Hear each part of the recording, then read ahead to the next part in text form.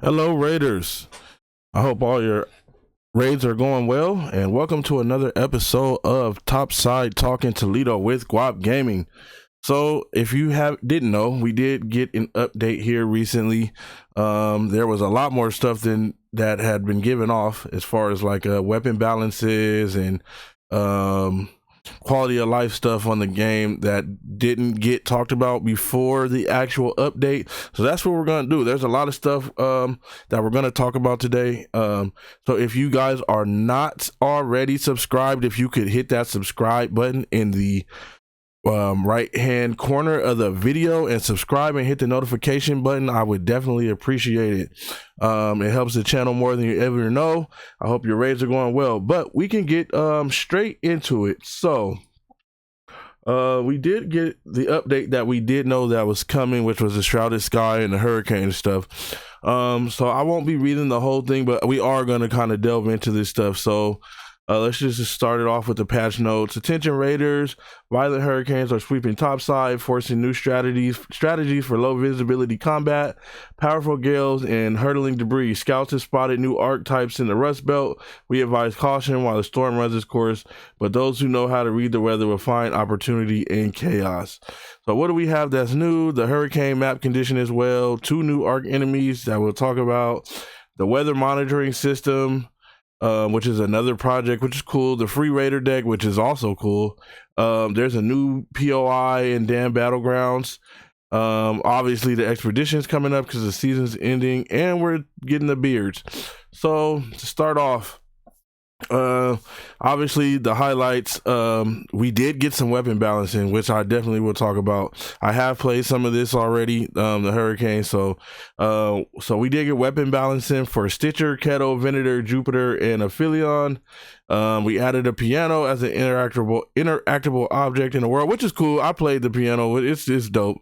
Preventing enabling all NVIDIA freestyle filters simultaneously to remove an unfair visual advantage. Feats can now be re-rolled 3 times per day for free. Okay, that's cool. Here we go. Everybody's against PvP. Remove PvP feats. Updated a few existing feats and added a few new ones. Zip lines can no longer be placed on carryable objects. Mines, traps, or remote flares can no longer be placed on other deployables. Cool. All right, so this is going to be their reasoning for the balance changes. So here we go.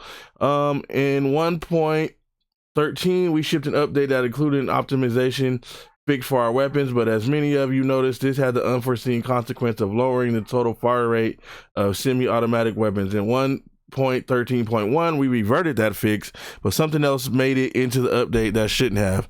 Many of you have reported a shadow buff to the weapons. After investigating, we found that 1.13.1 had inadvertently impacted our weapon input buffers. Where you previously would have to time your inputs to the intended cadence of a weapon to reach its full potential, you can now instead spam click the button, effectively bypassing any skill requirement to learn that weapon's cadence. So basically like the macro and obviously Kettle, which it doesn't, I guess if it's not like a 4, it doesn't even really matter if you spam it, like, because Kettle didn't do that much damage, in my personal opinion.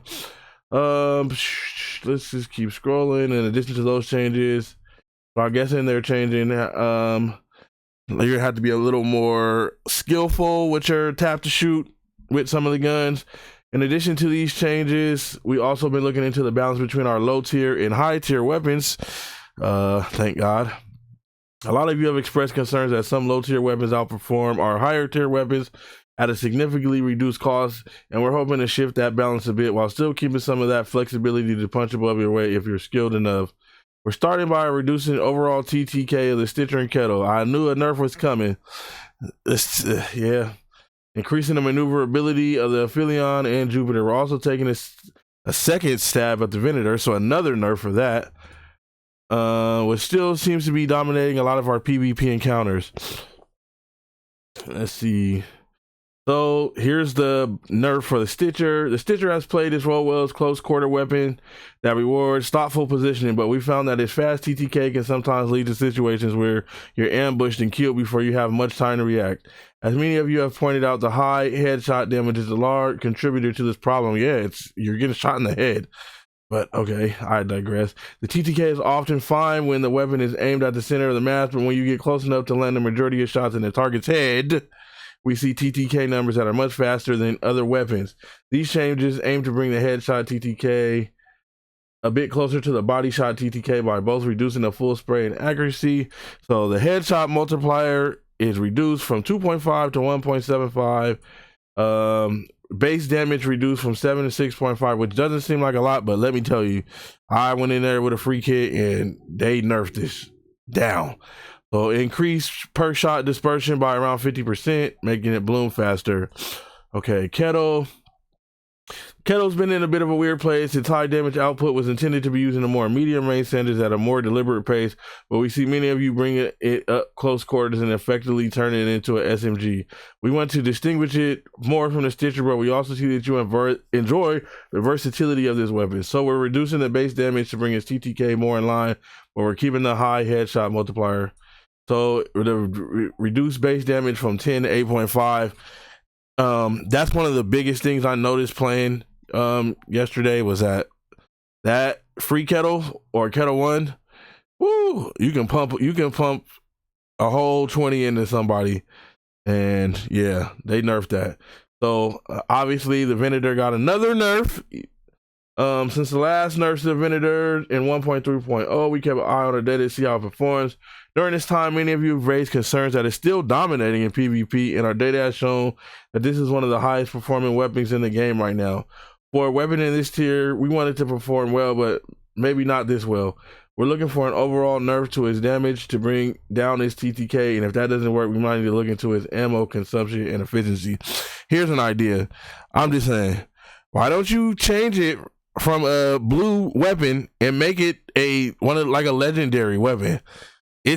That gun is great, and I don't want it to not be great, but this is my personal opinion on that. Reduce headshot multiplier from 2.5 to 2. Reduce base damage. The Jupiter got a buff. In PvP, the Jupiter does the most headshot damage in the game, but it's quite difficult to hit headshots. Of course, you're also quite vulnerable to use it in closer ranges, since missing one shot will make you a sitting target until you either reload or swap weapons. We're increasing how much you zoom when you ADS, give it a better view of the targets that you're trying to hit, and we're reducing its unequipped time to make it easier to swap to a secondary weapon.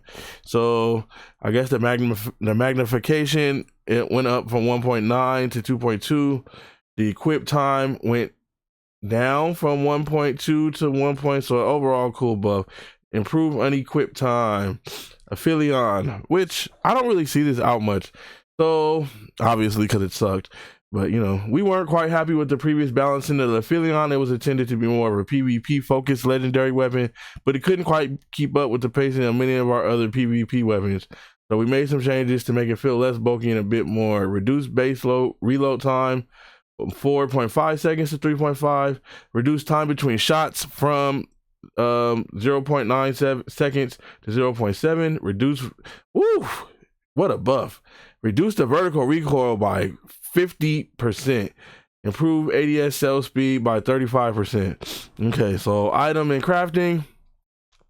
The energy clip is now available by default in the workbench. They have changed some of the stuff. This is one of the things I definitely disagree with, especially like when it comes to dealing with arcs. But this deadline, so value increased from 5,000 to 6,000. Trader price increased from 15K to 18,000, and added a new arc part. Obviously, that sucks. They did that with a lot of these throwables. So value for the Trailblazer, the value increased from 1,600 to 2,200. Trader price increased from 4,800 to 6,600. Added a new arc part. This is a common theme you'll see. So now to get the stuff that you need to kill the arcs, you already have to have the stuff from the arcs, which doesn't make any sense at all. But you know, it's their game. So Wolfpack, the value increased from 5,000 to 6,000. Added a Rocketeer driver as a crafting cost. Reduced refined explosive cost. Vita spray. I guess this one wasn't too bad. Value increased from 3,000 to 3,400. Added a tick pot. That's not too bad. Showstopper value decreased from 22 to 2,100. Added a Hornet driver. That's not bad. Changed crafting component from advanced electrical components to electric components. Arc part sale value has been reduced to better reflect their crafting and progression units. So they're going to talk about, here we talk about some of the bug fixes. Fix an issue where the blindsided achievement sometimes does not trigger as intended on the first attempt. The animations fix various animation issues while vaulting. Fix an issue where some weapons didn't drop magazine reloads. Fix an issue where reattaching a ladder after jumping could distort the climbing reattaching to a ladder after jumping could distort the climbing animation. Let's see what we got here that's worth talking about. Improved arm and weapon positioning when swapping shoulders to prevent visual popping during the transition. That's a good one. Fix an issue where fall damage wouldn't get applied if a player was in a knockback animation. Polish low health reaction animations for improved clarity. Fix weapon shake animation incorrectly triggering indoors during freezing weather. All right, so now we're getting into some of the fixes for the arc. Fix an issue where surveyors and fireballs could open prematurely before stabilizing. Reduced erratic movement of arc parts when they are stuck to a looted item. Hornets now keep their upper armor after being destroyed, making the lootable pieces easier to distinguish from wasps. Fix an issue where the Rocketeer sometimes will not shoot despite having a clear view of its target. Like, we need more of that. Reduce cases where the Sentinel shots could pass through geometry when its weapon clips into walls at very close range. Let's see what they fixed in the audio. Limited bullet sound effects per trigger. Pull on burst weapons to the burst size to prevent extra shots from playing. Reduce audio stuttering on lower spec PCs for smoother, more consistent sound. That's cool. Lowered non-radio voice volumes in-game dialogue. Fix an issue where sliding on stairs or debris could cause audio stutters. Scrappy has received your feedback about being too noisy. Thank you, Embark, for that. Reduce overall volume and rebalance the sound effects and music mix for a more comfortable Esperanza. That's cool, because that shit was loud. Shorten one tube deployment music track that lingered for too long in session. Birds perched on zip lines now screech with the correct positional audio when startled. Decreased audio inclusion is obstruction slightly across the board, and especially for players. New guitar tracks, cool. Cosmetics, we talked about this. So we got the Velour set, the Surgeon set, the Devotee set is coming soon. Added new facial hair. This was the beards that we talked about before. Fixed incorrect visor glass material on Marco's green color variant, and fixed various instances on clipping on certain outfits. Oh man, there's a lot of patch notes, guys. Let me know what you guys think so far in the comments. If you guys can like and subscribe to the channel, I definitely appreciate it. They did add the piano that we did talk about. That's dope. Fix an issue where interactions can be triggered from too far away, allowing players to open doors, start hatches, or loot items without being nearby. I haven't seen that. Hold and continuous interactions can now cancel when equipping another item or weapon. Fix an issue where players could become unable to move after being revived with a defib. Haven't seen that one either. Prevented players from standing or being carried by throwing grenades. I've seen that a couple times. Adding missing gamepad aim assist for sentinels, turrets, shredders, and surveyors. This is different. Disable queuing for practice range while in a party to prevent matchmaking errors. Fix an issue where a down raider's body could block hats. Thank you for that. Prevent it, enable. We talked about the NVIDIA filters. You can now make purchases with seeds and free loadout augments, even if your stash is overflowing. Cool. General performance improvement. Fix some popping issues. Fix a crash when launching with DirectX. Fix a crash that would happen when traversing zip lines. On the maps, they fix broken interactions near the top of certain ladders. Fix missing collision on several environment props to reduce clipping. General lighting fixes. And I did see this in some of the extract points that they did add a little more lighting. In Berry City, the chances, so this is nerfed. I don't even know why. Sometimes I don't get why they do what they do, but the chance of finding rare loot in chimneys has been lowered slightly during Bird City map condition. Why? It's a whole condition. That's the whole reason. That's what gets people where they're at. I didn't understand that. Stella Manis fixed multiple collision issues on Stella Manis lobby, atrium, loading bay, train stations to prevent players from reaching out of bounds areas using the unstuck function. Okay, cool. Adjusted night lighting on Stella Manis, definitely needed because that was super dark. Improved nighttime visibility at the sea vault extraction. Fix an issue where spillway bridges still display interaction prompt. Fix an issue that allowed players to get up on top of the metro chains. Thank you for that. Bluegate, they improved thunderstorm lighting for better visual clarity. Fix an issue where players could go out of bounds in the Bluegate tunnels. Awesome. The movement, let's see what they did here. Adjusted ladder jump off to match the vault jump off behavior. Smoothing movement and preventing unintended momentum from rapid inputs. Fix an issue where sliding could clip through stairs. Okay, so for the progression, we did talk about re-rolling feats. We did talk about removing the PvP feats. Players occasionally did not receive a skill point as indicated. Candleberries and Bluegate now count. Okay, quests. Added clear ping labels for quest-related world objects. Awesome. Fix an issue where the next objective pop-up in multi-step quests could be missing or showed a complete step. It now consistently displays the correct upcoming objective. Fixed an issue where quest item could appear as world loot without the related quest being active. Let's see what they did for social. When playing in a party, map selection now shows all locations unlocked by the member. Fix an issue where previous teammates could appear in the social tab's proximity. I did see that. Added clear error message when friend requests fail due to too many outgoing requests or rate limiting. Fixed friends appearing offline when they have more than one platform linked. Added the ability to hide friend requests. All right, now see, what did we do with the UI? Item pings in containers now appear above the container's interaction point. Added a ready up warning when deploying Raider hatch keys with the map. Okay, cool. So if you go into something that doesn't have an active hatch, and you go in with your hatch key, it tells you. Added icons to inventory tooltips to show recycle salvage outputs. Fix an issue where squad color could display incorrectly after squad changes. Fix the bug we're adding.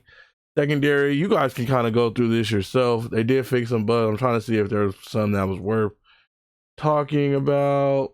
Just a bunch of little small stuff. Pop triggers and spotter relays can now be used in quick spots. Cool. So the spotter relay is going to be looks like another lure grenade. The pop trigger can be now deployed to roll forward briefly.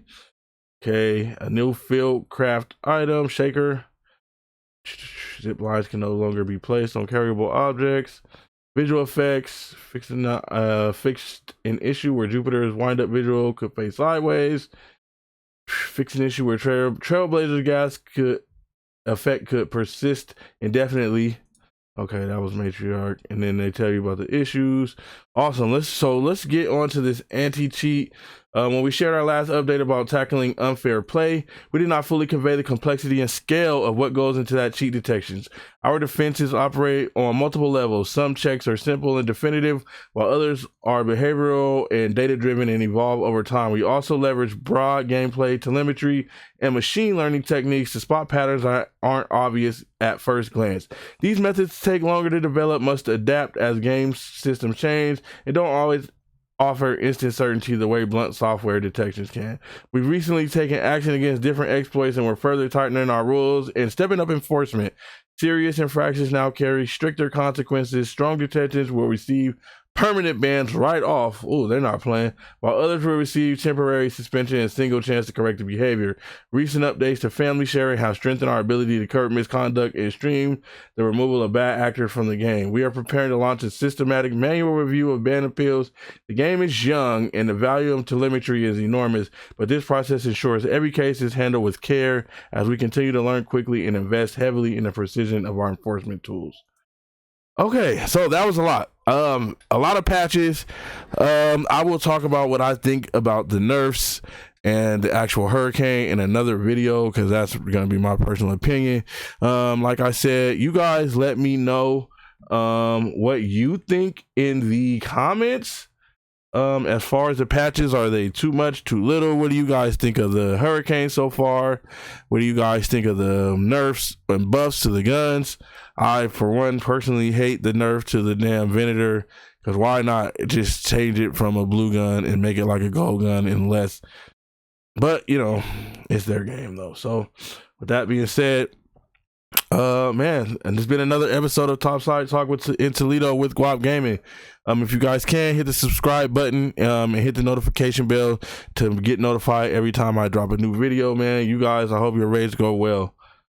Thank you.